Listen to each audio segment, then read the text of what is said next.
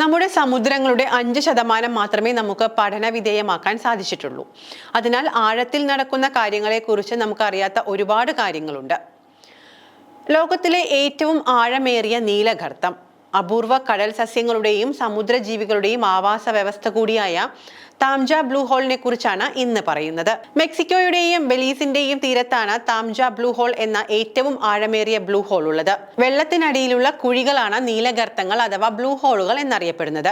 നീലഗർത്തങ്ങൾ പ്രധാനമായും തീരപ്രദേശങ്ങളിലാണ് കാണപ്പെടാറുള്ളത്. ചുണ്ണാമ്പുകല്ല്, മാർബിൾ അല്ലെങ്കിൽ ജിപ്സം തുടങ്ങിയ വസ്തുക്കളാവും ഇവയുടെ അടിത്തട്ടിൽ ഉണ്ടാവുക. ഉപരിതലത്തിലെ പാറകളിലൂടെ സമുദ്രജലം ഒഴുകുന്നതിന്റെ ഫലമായി പാറകളിലെ ധാതുക്കൾ ലയിക്കുകയും വിള്ളലുകൾ രൂപപ്പെടാൻ കാരണമാവുകയും ചെയ്യുന്നു. കാലക്രമേണ ഈ വിള്ളലുകളിലൂടെ ജലം ആഴ്ന്നിറങ്ങി ലംബതലത്തിലുള്ള ഗർത്തങ്ങൾ സൃഷ്ടിക്കുകയും ചെയ്യുന്നു. ഇവയാണ് നമ്മൾ ബ്ലൂ ഹോളുകൾ എന്ന് പറയുന്നത്.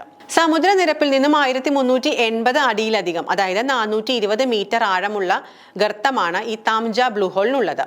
ചിക്കാഗോയിലെ ട്രംപ് ടവറിന്റെ ഉയരത്തോളം ആഴം ഗർത്തത്തിനുണ്ടെന്നാണ് ഗവേഷകർ അഭിപ്രായപ്പെടുന്നത്. 2021 ഗവേഷക സംഘം ആദ്യമായി താംജ ബ്ലൂ ഹോൾ കണ്ടെത്തിയപ്പോൾ സമുദ്രനിരപ്പിൽ നിന്ന് 275 മീറ്റർ താഴെ മാത്രമാണെന്നാണ് കരുതിയത്. എന്നാൽ ആധുനിക സംവിധാനങ്ങളായ CTD ഉൾപ്പെടെയുള്ളവയുടെ സഹായത്തോടെ 2023 ഒരു സംഘം പര്യവേഷണം വീണ്ടും നടത്തി.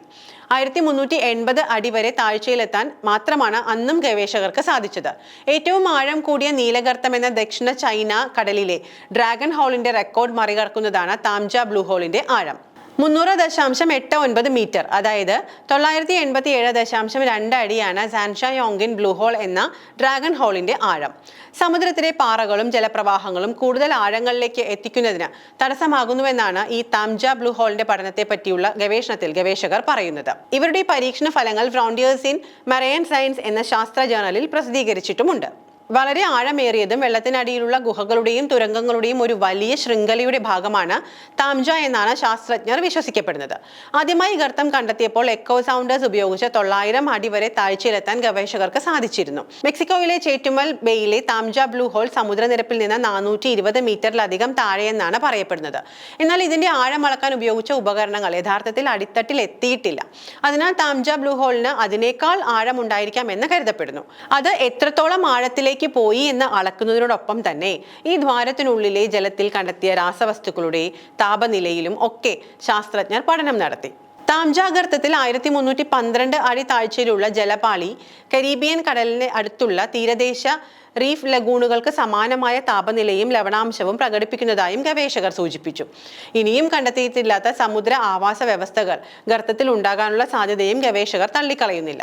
ഭൂമിയിലെ മുൻ കാലാവസ്ഥയെക്കുറിച്ചും ഭൂമിശാസ്ത്രപരമായ പ്രക്രിയകളെക്കുറിച്ചുമൊക്കെ കൂടുതൽ വിവരങ്ങൾ ലഭ്യമാക്കാൻ താംജയുടെ കണ്ടെത്തലിന് സാധിക്കുമെന്നും ഗവേഷകർ കരുതുന്നുണ്ട്.